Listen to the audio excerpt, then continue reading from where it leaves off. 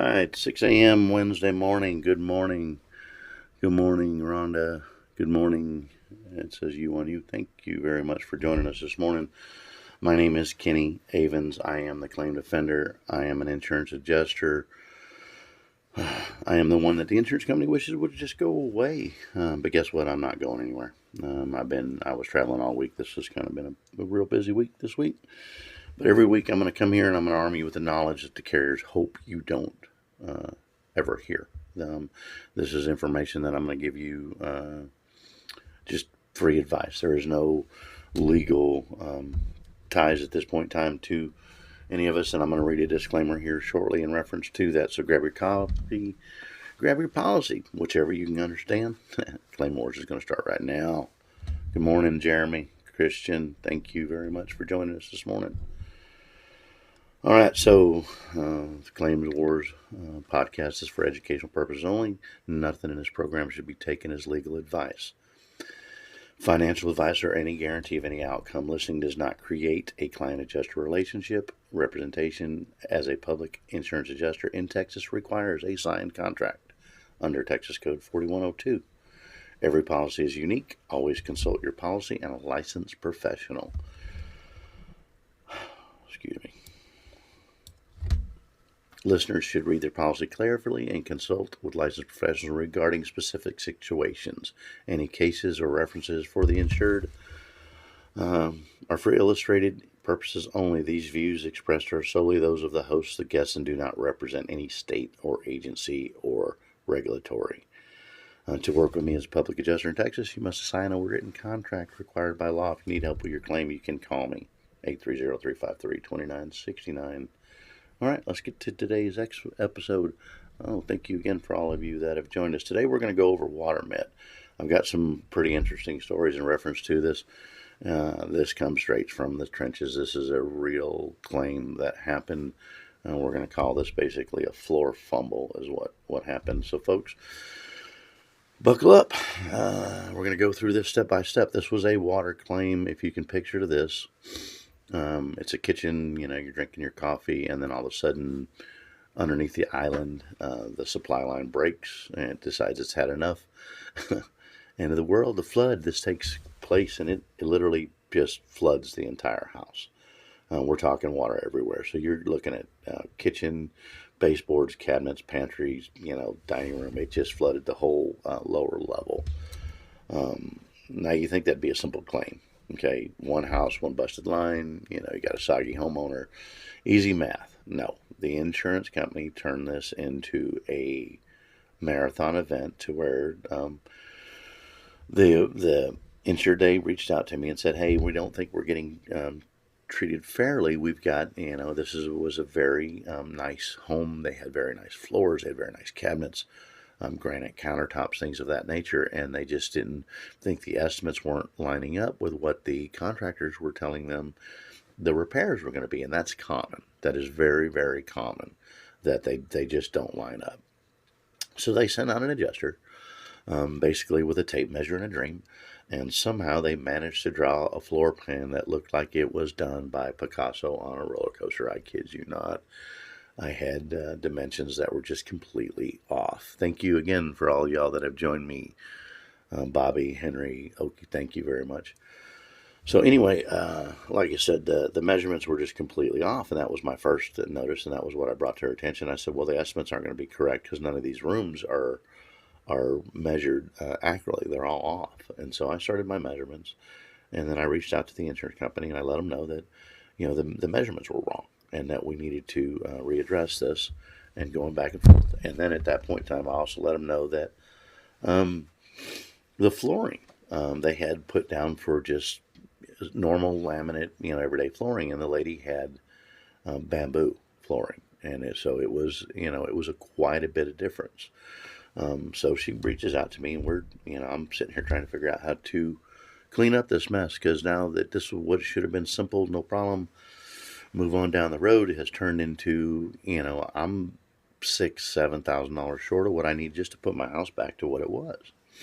So I go in there, and they had sent out an ITAL, so I didn't quite understand, not knowing the flooring, but I got them to concede right away that the flooring was Shane, thank you for joining us. That the flooring was high end flooring and that they needed to adjust for that. So they did, and at that point in time, and this is where it gets tricky with the insured. Just so you know, as a public adjuster, we prefer that you not say a lot to the insurance company in reference to, especially once we've been involved, because whether you realize or not, whether you like it or not, there's procedures and questions that they are required to ask and go through step by step. And some of these will lead you into an area that where you're denied coverage based on the conversation that you're having. And so to move on down the road, so we got the floor acknowledged, and so automatically they want to reach out and say, hey, this was an honest mistake. How come you didn't pick this up from the beginning? And they didn't. And so once they realized, the homeowner reached out and said, hey, what can I do to move this forward? Automatically, that slowed everything down. Automatically, now the insurance company knows that the homeowner's talking to them. And so instead of me, and they're just trying to go back and forth. And at that point in time, they definitely tried to circumvent, me being involvement. And they've done that. Several of them have done that. They just refuse to acknowledge that you're taking charge of the claim. Bobby, good morning. Thank you. And so they'll keep sending things. I've got another gentleman, very much so. He did not want to be involved at all. And so, but even after 4 emails to the insurance company saying, please just send this back to me only, they refused. So the homeowner kept reaching out to the insurance company. Finally, I got them to stop, and we started moving forward. And I got a reinspection for them to come out. And I met with another adjuster, and he was an independent, and he was a very knowledgeable gentleman. And he actually took a disto tool, which is a measuring device. I'll show you later. Basically, it's just a laser measure. And he went room by room, step by step, and he got the rooms done. At that point in time, it was brought to the attention that the granite countertop had been cracked. And that was going to have to be added. And so we went through step by step again, step by step. And when I got his estimate back, his estimate was definitely closer, but it was still very much off in reference to getting the insured back indemnified. So I went back and forth with a couple of statutory violations that I knew that had happened and the delays that were going on in reference, because this had been going on for months. And, very nice people. And so after several months, finally the insurance company can see the measurements were wrong. Actually the material that they had wrong, and we did get as an adjuster, generally speaking, the public adjuster, we get 20 to 30% more than you would get on your own, and that's exactly how that ended up. She ended up with right at 30% more than she would have got by herself, for the simple fact that they just were not going to concede, one, that she did have high-end flooring, and two, that their measurements were wrong from their first adjuster. And I know that that's just not something it's not necessarily common, but it happens. I mean, these guys, hopefully they come out and do the best they can. But your experience is based on what it is.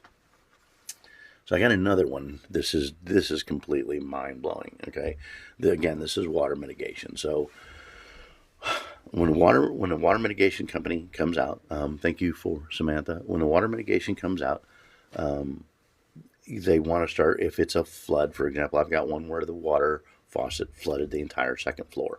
So you're talking carpeting, baseboards, drywall. You've got contents coming out, possibly, and this saturated through and was leaking to the floor below. Fortunately, the floor below where it leaked was a garage, so there wasn't a lot other than personal property. Thank you all for all that have joined. This is awesome. I do appreciate it. They had personal property. Now, the interesting thing with this was when the water mitigation company come out, and this is where this is where you need to understand you have complete autonomy over the work that goes on in your house. I don't care if the insurance company sent out their preferred vendor.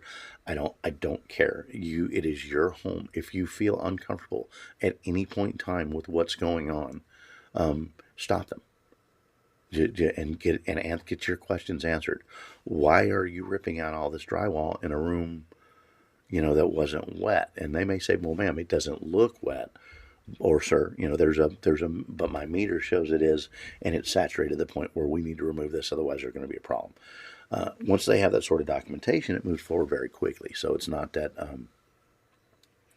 it's very cut and dry. But in this case scenario, what happened was they took out the carpet, they took out the contents, they packed everything up, they started taking the bathroom, and then when they took the drywall off and they started taking the ceiling off from below, they noticed that there was old rotted wood behind the wall. Automatically, the insurance company goes hands off. Most of your policies will say that you have a 14-day long-term water exclusion. So it'll say that after 14 days, if the water leak has been going on longer than 14 days, it will be excluded from the repairs. Now, the plumbing repairs generally are excluded, period. They don't cover those. Max, Layla, thank you for joining us. They generally don't cover the plumbing repairs. They don't like covering those. So they ripped out the carpet, they ripped out the drywall, they took the man's bathroom apart. They've got all of his personal belongings packed up, and now they have found rotted wood, and they went hands off. At that point in time, the mitigation company is wanting to pull out their fans, the insurance company has told them this is a long-term water leak, this is not going to be covered. And so the mitigation company at that point in time started to pull out, and they started to pull their fans off. Well, the gentleman talked them into leaving their fans, and so they did. And so he calls me and he says, "Hey, man, I was on vacation. My daughter was coming by, and she was checking on my house and feeding the animals and so on and so forth." Thank you all those that are joining us this morning, Crypto Junkie. So she came by one day, and all of a sudden there was water running out of my garage. Okay, and she calls me, and she shuts the water off, and it's leaking out of the bathroom faucet, and she doesn't know, what's going on. And she calls me, and I'm on vacation, so I come back and I say, "Hey, I got my whole second floor got flooded." I called the insurance company. They come out, they find it, and then they say this is old long-term damage, long-term. Well, for as much as I hate to say this, and I appreciate there is long-term damage there, but the leak that happened at this point in time was sudden and accidental. It was a failure from the faucet, and the gentleman still had the faucet, so that's important. Okay, so know this: when I said you had complete autonomy to what goes on in your house, at that point in time, if you don't feel comfortable with them ripping out the drywall and what have you, stop and ask the questions. You are in charge. Like I said, they got all his belongings packed up, and now he's asking about, well, if there's no coverage, what about my belongings? How much is that bill? Well, that's, that was a large number at first, and so I get involved, and I reached out to them, and I said, "Hey, where are we at? As far as this and that." Well, they weren't doing anything with any of his personal property. They weren't doing anything. They had stored it up, and they hadn't started cleaning anything, and they didn't have anything going on, and yet they're still telling him that the bill's thousands of dollars, and it's like, no, you need to return his property now. So insurance company gets a letter saying, if you're looking at a denial, you need to return his personal property. And at this point in time, it's not a denial, and I actually sent them the statutes where it showed that I get it that there was old damage. What had happened was when they did the house originally, they put a nail through the drain line, okay? And apparently over 10, maybe 15 years, it was in a higher part of the pipe. So the pipe would have had to gotten a lot of water in it for it to leak, as if you were washing your face or brushing your teeth and you were just letting the water run. It would take that kind of flow for it to come out of the little nail hole, because it wasn't a hole, it was actually a nail that had penetrated, so it has to seep through. So it's a slow, small leak. Qualls, thank you for joining us this morning. And so anyway, like I said, with the water flowing, it overpowered it, and that's what flooded the whole house. Well, unfortunately for the insurance company, they don't. Yeah, their exclusion is clear. They do not have to pay for any long-term water leak, that's been neglected, unless you have an endorsement, which they have, that says If it's hidden between walls, which a lot of them do, it's hidden between the walls. There's no humanly way, like this case, that they could have ever known it was leaking. It wasn't leaking enough that it leaked below for them to see until the faucet failed. Once the faucet failed, now it overpowered it, and it continued. Now it's sending heavy water down, probably over several days, because it wasn't. It was just a steady stream. And so I contact the insurance company, and they say, no, this is a long-term water leak. And I'm telling them, no, we still have the faucet. That is not the case. And so we went ahead and we hooked up the faucet, and we ran a test, and we showed them to where it wouldn't shut off because we still had the vanity. Always keep the part that caused the problem until the case is completely settled, until you have been indemnified. Keep the part. Don't let it out of your possession. That could be exactly what everything hinges on. So, needless to say, that we actually, I called him and I said, "Look, we still have the part." And I took a little video. He took a little video of the faucet not being able to be turned off. And I'll be dang if the insurance company, the manager of this point in time, sends me a thing and says, "Well, from the video you sent me, it was obvious neglect because with it running like that, they would have seen it. You could have turned the water off. You wouldn't have had this much damage." And I'm sitting here thinking to myself, did you not read the report where it says the man wasn't home? His daughter was coming by and, checking on his house. He wasn't home. This is the clear definition of sudden and accidental, and there's coverage for that. That's standard. So I tell him, and so I send it back, and I said, no, that's not the case. He wasn't there. And then I get him with some more, statutes of you're delaying, you're not indemnifying your client. This is wrong. Okay.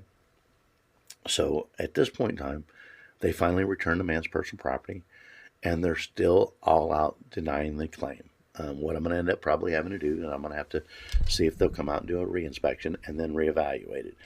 If that doesn't fix anything, then we would have to take next steps, and that's why you hire a public adjuster. Yesterday, I had an interesting day. It was a long drive. Went out and I ended up climbing a roof, and I met with with some people, and I was looking at some older damage. Thank you. Come meet me, bro. Appreciate it. All y'all that are joining me this morning. Hello. So was on a roof yesterday, and there's it's a painted metal roof, and there's obvious hail damage. And I don't, at this point in time, haven't had the opportunity to look into the policy for any sort of cosmetic exclusion or things like that. But I'm looking at the basically, the paint. I had a roofing company that asked me to just come in and kind of give them a little bit of a, my opinion, for lack of a better term, on, if there was even worth pursuing anything. And at this point in time, you've got a painted metal roof. The voice of the voiceless. Good morning. You've got a painted metal roof, and you've got hail damage, and you've got obvious hail spatter where it took the paint off. Well, if nothing else, even with the cosmetic exclusion, you would delve down deep. It would have to be painted because that's been damaged where it's actual damage. It's not cosmetic at that point in time. I get it that they may be able to get out of repairing the metal, but they would have to go back and paint, in my opinion. But in this point, there was a lot more damage. There's a lot more collateral around, and so I really don't see an issue with that one as far as moving forward. But you never know. I mean, I've had complete video. Good morning for all of y'all that have joined me. I've had video of the event. I've had the actual insured give me a, you can see it bouncing off their house, and they kept some of it. And not only would they not bend on their denial, but they flat out doubled down and said, we don't even need to do a reinspection. There's nothing that you've sent me that shows anything more than what we have. And I was completely blown away with the video, because at that point in time, video is hard to get around. Okay. And if it goes, for example, if it ended up going to litigation, how are you going to argue, with the video bouncing off of the man's house and him saying, this was the day that it happened? People are just, it boggles my mind sometimes of how the responses are. But again, as I've told the gentleman yesterday, thank you, Jules, all you all that joined. As I told the gentleman yesterday, a lot of this is the luck of the draw of the adjuster that you got and their skill set and their knowledge that they understood when they came into the process. And if they are new and don't know a lot, you may not get very far. You may get somebody that's actually reciting stuff that's not exactly true. For example, on a previous episode where I had stated where I had an adjuster told me that there had to be a hole in the gutter for it to consider damage, functional damage, and that's just not true. That's just not true. But like I said, when they were telling him, you could have prevented all this damage, he was on vacation. Who was going to prevent the damage? The cat. There's nobody there. But not reading everything, and the automatic. That's what gets me the most is the automatic response to say no. But a lot of the adjusters are, they have to be careful if they overwrite or they say, Michael, good morning. If they overwrite anything or they can be reprimanded. Okay, they can be. Excuse me. It affects their status as far as. So they have to be very careful not to not to give you more than what their guidelines say, and their guidelines is the problem. In my opinion, a lot of that is the problem because all the insurance companies, they come in and they bring a lot of adjusters. In my opinion, the bigger insurance companies on the floor, the ones actually answering the phones, the one doing the grunt work, they don't want necessarily adjusters out there that are going to question these things. They want people that are going to, they've trained up and they've told what they need to look for, how they need to policy it, and they give them, like I said, these guidelines, and they tell them this is the law. And again, that's just not true. That's just not true. Okay. The company guidelines that you have no privilege to is not law. Okay. And so that is where you'll hinge on getting it done. Good morning to all y'all that have joined me. I appreciate it. So, for example, like I said, in reference to this, they're holding his personal property. They finally did return it, but they're still saying no. They're still saying it's a long-term water leak, which is just not going to be okay. I get into little different things in reference to shingle roofs. I've got another one that I looked at. I was sent, and it's small hail. Okay, it's not very large hail, but it's there. I was on with a field adjuster, very experienced, 20 years, very knowledgeable person, and so. But what had happened was there had been two roofers up there before me, and apparently, they were marking what I would call heat blisters or mechanical damage. And the adjuster had climbed up there and had seen the marks, two different colors, and very well on every slope, documented this and that and the other. And it wasn't, most of the damage she was looking at was, good morning, Carol, was not actual damage. And so a lot of times, and it shouldn't be the case, but a lot of times the adjuster at that point in time will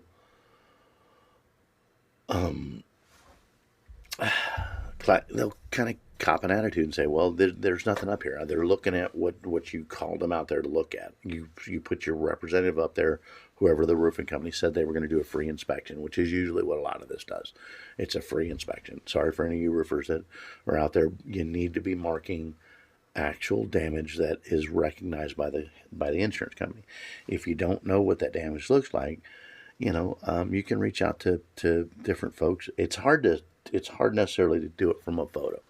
And I've said this before, but if I've been out there and I've done my inspection and I know that hail's out there, then my thing in reference to like the gentleman I was talking about, you call for a reinspection and you bring the adjuster out there and you show them. In this case in particular, that's exactly what happened. I climbed up on a roof and are these your chalk marks? No, those are not mine. That was kind of interesting because I use this really cool neon green chalk, and it's I had a real cool roofer up in Washington, D.C. had introduced it to me many years ago. And this stuff just lights it up like Dallas. It is just awesome. But all my chalk marks were gone. And so I told the lady, I said, well, let me see if I can find, where I knew where I had been looking. And so I went back over there and I went down. And the biggest thing with hail for all you that are, if there's adjusters and roofers in particular, and even the homeowners, if you climb up on your roof, and I wouldn't recommend it unless you are knowledgeable and skilled with climbing roofs, because it can be, the ladder is the most dangerous job we use. But when you run your finger across a hail hit, you can feel the dimple. I mean, you just can. And that's how, when I know for a fact I've got damage, and if I called for reinspection, I could show them that. So I brought the that's awesome, big stinker. Good morning. So I brought the lady over and I said, hey, do you agree this would be a hail smack? Because this is what it feels like to me. And she said, yes, absolutely, this is hail. And she started to make her 10 square. And I said, well, would you like me just to back off? Because you don't want to, some adjusters are really cool with you being around. Some of them are not. And she said, no. I said, would you want me to see if I can find any more? And yeah, no. And I didn't have any chalk in my hand, so I wasn't chalking anything. I'm just, just identifying it.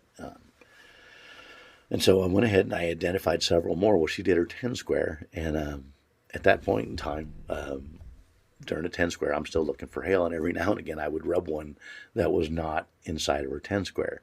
And it was funny because she would go, well, yeah, that's not inside of the 10 square. And at one point in time, I actually, stated, I said, you do know that 10 square is not enforceable, right? I mean, I get it. It's a guideline. It's an industry standard, more or less.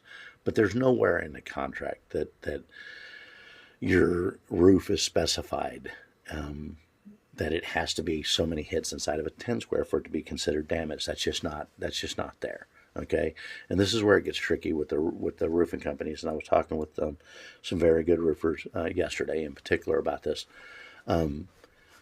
I got, basically they've got a bunch of where they're telling them no, and so we were coming in and trying to explain to them, and they gave me different scenarios, and I gave them the answers to how you would move forward once you hit this brick wall.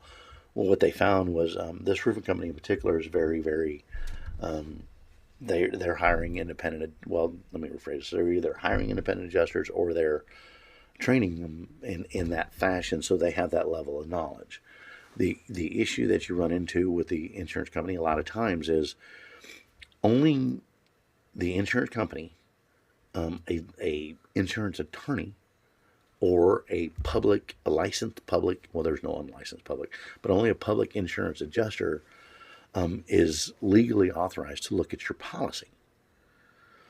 So, for example, when they tell you that there's a metal, endorsement or exclusion from that, to get around it, to deal into it farther, or in reference to like the 14-day long-term water loss, leak, what have you, you have to be able to legally read the policy and interpret this to the insured, and then go back to the insurance company and say, hey, Jacob, Sharkey, good morning. So when you go back to the insurance company, unless you're able to read the policy and prove, like I said with the lady that with the hole in the gutter, got to have a hole in the gutter for it to be functional damage. Get away from me. Where in the policy does it say that? Where in the policy does it say that it has to be a 10 square? Nowhere.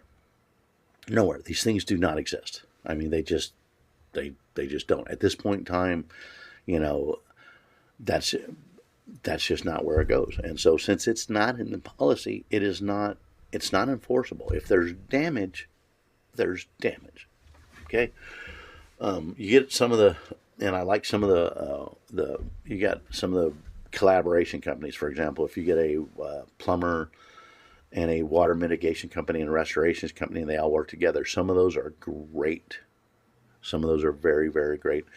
Some of those, they're working hand in hand and they're doing a handshake deal, and it's like, this is an income. People are, so you want to, when I said you want to be careful about, the construction that goes on in your house, be fully aware. Ask the questions. It's your house. It is absolutely positively your home. It is your most prized possession. You have every right to ask whatever question you want to. And the insurance company is supposed to be the resident expert on your policy. And if they send one of their preferred vendors out, again, they're supposed to be a vetted, qualified, competent person coming out to your house. But know this, again, as I state, I cannot repeat it enough. If you don't feel comfortable with the people working in your home, you don't feel comfortable with the work that's going on in your home, stop it. Absolutely say, just stop, put this on hold. I don't understand what's going on, and ask the questions.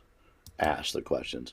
And if you're not getting the answers you like, reach out to a public adjuster and see if they can, you might be able to just get a 5-10 minute conversation and find out whether or not we can help you or not. Most of us don't want to be involved unless there's something that we can do to help. I mean, that's just absolutely positively the way it works. We work on contingency, so there is no fees until we are getting you paid what you're owed. And again, that's another thing that needs to be clear in reference to what we do.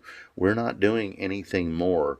We're just getting you, Scotty, good morning. We're not getting you anything more than what you're owed. Everything that we're getting to you, you should have gotten already. I mean, you shouldn't have had to went through these steps to get it. But unfortunately, in this day and age that we're in, if you don't reach out to a public adjuster, and it, like I said, if it gets over $10,000, you're talking 20 to 30% that you're not going to get, more than likely, without reaching out to one of us. And on $10,000, I mean, that's $2-3 grand.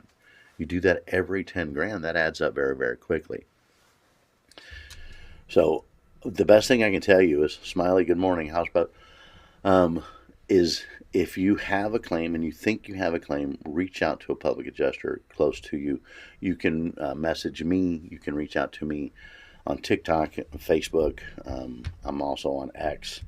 You can call me directly. My phone number is 830-353-2969. Again, I work in the state of Texas at this point in time.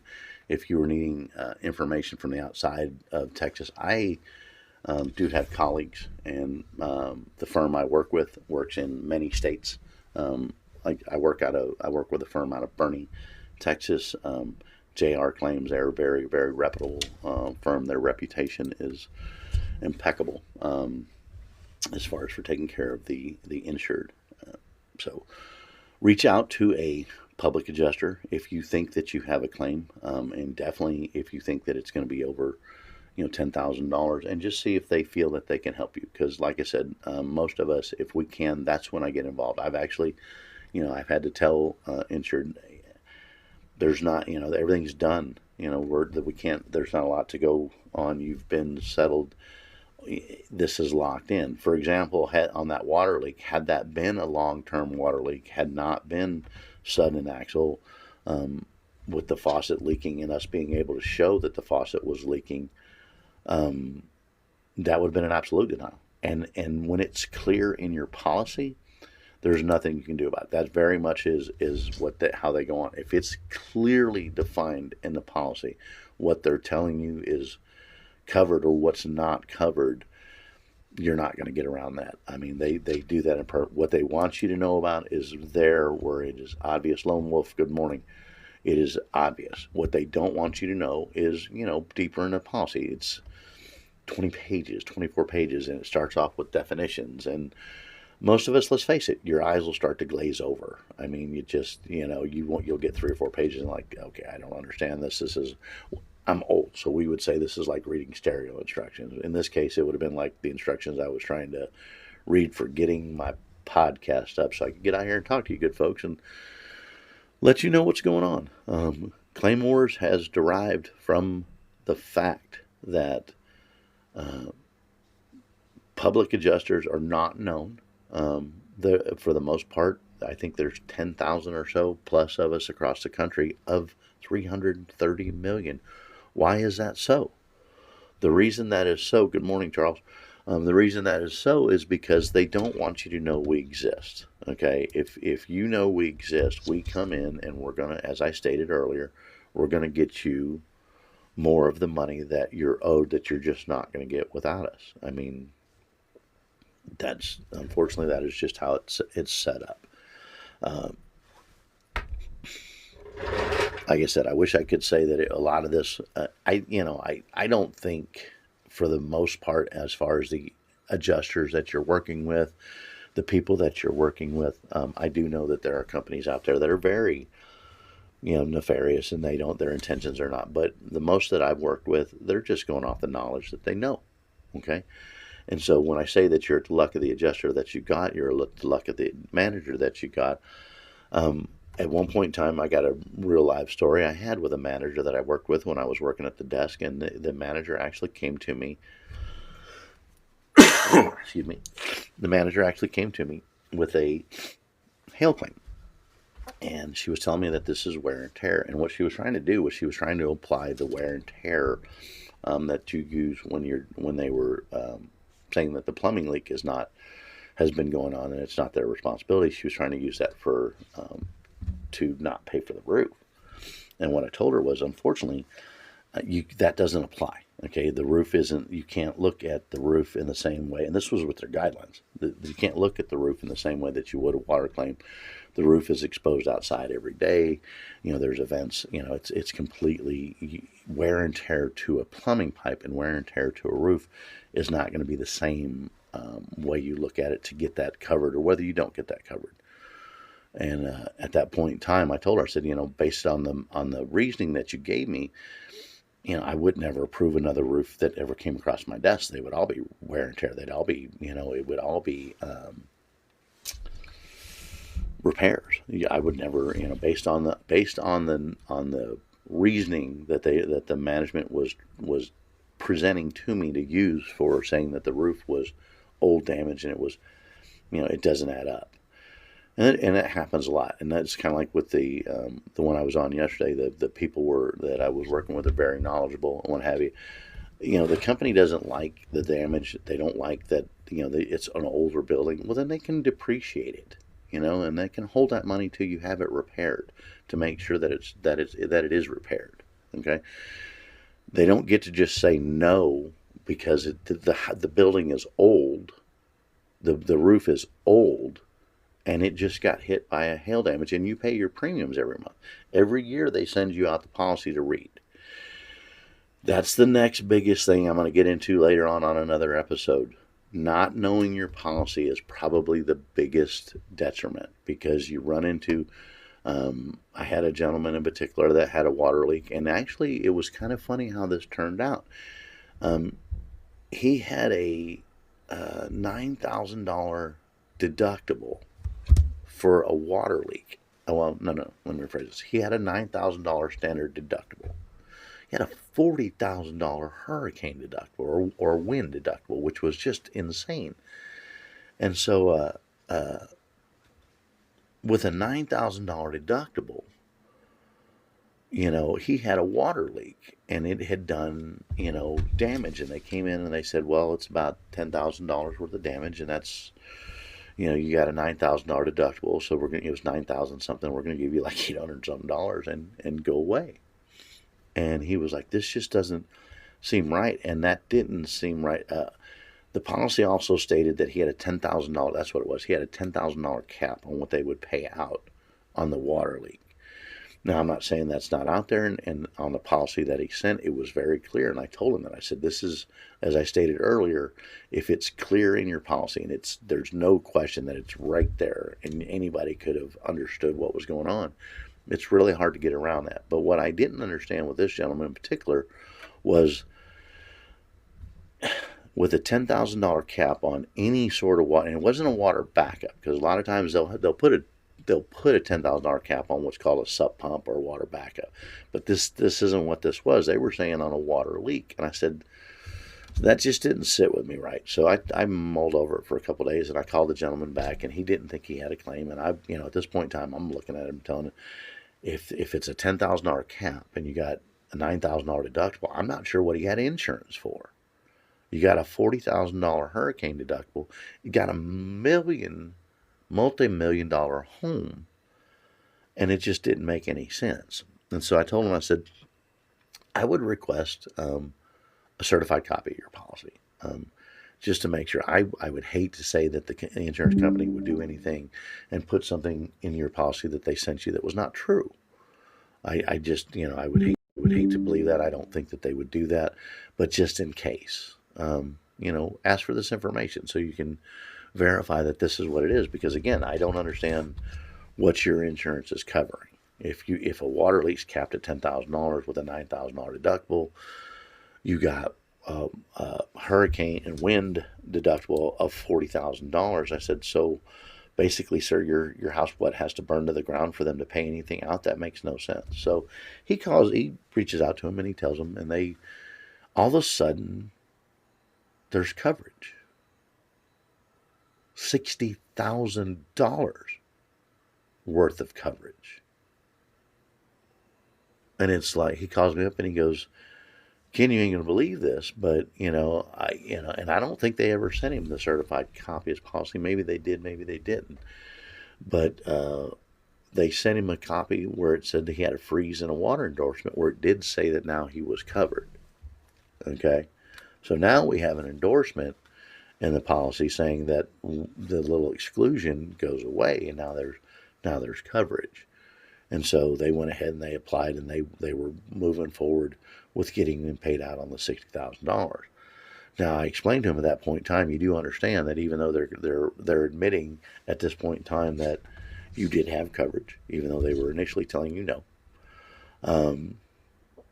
they're still going to short pay you. You're still not going to get everything you have owed. And at this point in time, he's understanding what's going on. And he said, yeah, no, I get it. Let me get the funds so they can't pull this back and I can start to reconstruct my house, because it was a lot of damage. It's probably close to 90, maybe $100,000 worth of damage. Again, this is a high-end home. It's $1.5 million, maybe. I mean, it's just a really nice home. So there's nothing standard. You've got oversized baseboards, you've got oversized crown molding, you've got drop ceilings and things of that nature. So I mean, this is not going to be $60,000 was probably low in my opinion. So that's just how it goes. So every week on Claim Wars, we're going to bring you these sort of live conversations. We're going to bring you knowledge that you can use. Hopefully, the biggest thing I'm hoping that you get from this is, if you think at any point in time that the mitigation company is not doing what they're supposed to do, or you're uncomfortable, have them stop. If you think the pack out company, because they'll come in and they'll pack out all your contents and they'll take them off site, okay? And then you don't have access to them. If you have a place to put them on site, that would be better, just in case, until you know for a fact that you have coverage and there's not going to be any issues. If not, it is what it is. Store it off site and then deal with that as it is. When the reconstruction company comes back in, again, be very clear with what the estimates are. Know what you're being charged, okay? Know what the insurance company, I used to tell this to people all the time, can I start the repairs? And I would tell them, if you are financially able to fix this without the insurance company's help, absolutely. The investigation's done at this point in time. If you're satisfied with the payout and, you're just waiting to get paid, then absolutely go ahead and contract and get going, and then you can reconcile any sort of differences later. You can go, if for example you find out you had to pay $50,000 and they gave you 46, you can do what's called a supplement, and you can add to that later. So there's nothing final until it's over. But the biggest thing with the Claim Wars podcast that I've got is I'm trying to bring you knowledge that you can use, and I'm trying to let you know that you have options. You have options. You don't have to just take what the insurance company says as final. If you think this just isn't right, and most of the time that's what it feels like. It feels like, in my opinion, what they've done over the years is they've made your deductible higher, 1%, 2%, and then they've got you scared. Like several people I've heard, if I file a claim, they're going to drop me. If I file a claim, they're going to drop me. So you're paying your premiums every month, regularly, okay? You're paying them every month, and you're worried about your deductible going up, and you're worried about them dropping you. If you file a claim, the insurance company is supposed to be there. So when you file a claim, that's what it's for. It covers and puts you back to whole. And at this point in time, in my opinion, again, what they're doing is they're making your deductible so high, and then they're paying you out so little, that they're teaching you don't file a claim. Pay your premiums, shut your mouth, send your money in. Don't file a claim. If you do have to file a claim, you're going to find out that you got to come out with, if it's 1% or 2%. And in my case, 2% would be $6,000. And you are required to pay that deductible. Again, for all the roofers that are listening out there, to wipe away somebody's deductible, to tell them that they don't have to pay it, that is illegal. You are committing what's called insurance fraud, and if the homeowner goes along with it, you are involving them in insurance fraud. And then what the insurance company can do is, if they think that you haven't paid your deductible, they can require proof that you paid that. And if you don't show that you have proof, they have options. They can withhold your recoverable depreciation, which, for those of you, if you're unfamiliar with recoverable depreciation, that is the money you get after you have everything repaired. And this is what I said earlier. If it's old house and it's an old building, they can depreciate that. They can hold. So it's a $10,000, a $20,000 estimate. Well, this building is 30 years old. We're going to withhold $10,000, half. I've seen them do half. I've seen them do more. We're going to hold $10,000 until you can show that you've made the repairs. They're going to request what's called either photographs or a certificate of completion from your contractor. Sometimes they want both. Sometimes one or the other is sufficient. A lot of that depends on the insurance company. The other, I guess, important thing I would know when I was talking about in reference to knowing what's on your policy, also know what mortgage company is listed on your policy. That gets to be a big deal. I've had insured call me and say, well, the mortgage, there's a mortgage company listed on it. We don't have a mortgage company anymore. You didn't notify anybody that. You didn't tell the insurance company that. You haven't told me that. And all your paperwork says Rocket Mortgage still holds the thing. And so, yeah, they cut a check to Rocket Mortgage. They cut a check to you and me. And so now we have to rescind that check and have another one issued. And a lot of times that'll delay the process. I mean, it can delay it weeks. I've seen it goes, 4 to 6 weeks before you got paid again. I guess the last thing I would say in reference to the checks is, if you end up having the mortgage company on the check, do not endorse it before you send it to them. Send it to them, have them do their endorsements, and then send it back to you. I've actually had an insured that just didn't think it through, and they got the check and it had their name and the insurance and the mortgage company on it, and they signed it and they sent it to the mortgage company. The mortgage company, according to them, signed it and sent it back. Well, now you had a live check floating around out there with both signatures, and apparently it was lost in the mail. At that point in time, we went into the mode to try and, just to rescind the check and make sure it couldn't get cashed. But then again, even if you get it all fixed in that aspect and it's all done, you can show that it wasn't cashed, and you can help them. You've delayed the process out 6 weeks or so in reference to, just for the simple fact of not knowing what mortgage company was on your policy. So that is very, very important. Know who the checks are getting issued to. All right. So I hope this was a very informative episode of Claim Wars. I'm starting to get a little bit of drinking my coffee here.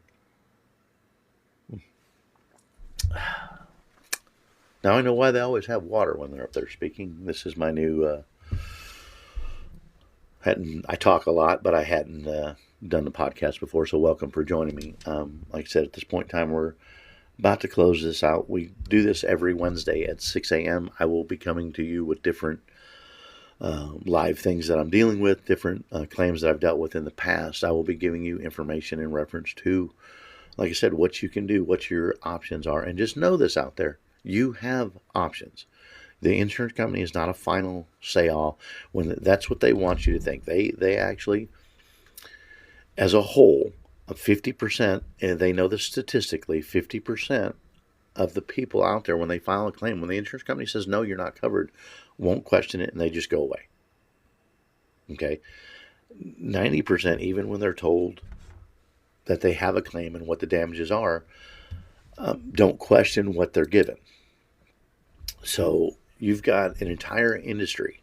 You've got an entire industry that knows, statistically speaking, that 50% are just going to accept the no. And then 9 out of 10 after that are going to accept what they were told. Now, in what planet does the industry, and what industry in this country is it that they're able to send the man that owes you the money? He owes you money for what has happened. He sends his guy out to tell you how much they're going to pay you, and without question and without a lot of resistance, it's accepted. All right. Well, the contractor's saying it's $20,000. You're saying it's only 14, and they're going, well, that's exactimate or liability. That's what the estimate is. That's all we're going to pay. That's all we're going to pay. That's all you're going to get. That is not the end all. If you think that is, if you think that you're being wronged, reach out to a public adjuster. As I said before, you have to be under contract with a public adjuster for them to delve into your policy and give you any sort of information or any sort of representation as far as that's concerned. There has to be a signed document. You have to be under there. All right, so we're getting to the closing, and that's about it for today. I am so glad that you tuned in, spent a little time with me. I'm pulling the curtain back on yet another round of what the insurance company's gymnastics are. Next week, you'll strap in. We're going to go through more on your deductible and what the Texas law really says and what your carrier wants you to think it says. We might even poke the bear a little bit on some engineering reports. I've dealt with those a little bit. This week, I met a gentleman out there, a very nice gentleman. He was very knowledgeable in reference to windows. May give you a little bit of insight on what the engineers are looking for when they come out looking for a window. Just know this: the insurance company, for the most part, is not your friend. This is a money business, and there's a lot of money to be made. I mean, if I'm not mistaken, you guys can fact check me on this, the United States does $1.75 trillion a year in insurance claims. This is just, in insurance. This is just ridiculous. I mean, that is the amount of money that you change laws with that kind of money, and they know it. They know it. So we'll get into the deductible. Just so you know, if an engineer shows up in a brand new truck and a carrier logo and a clipboard,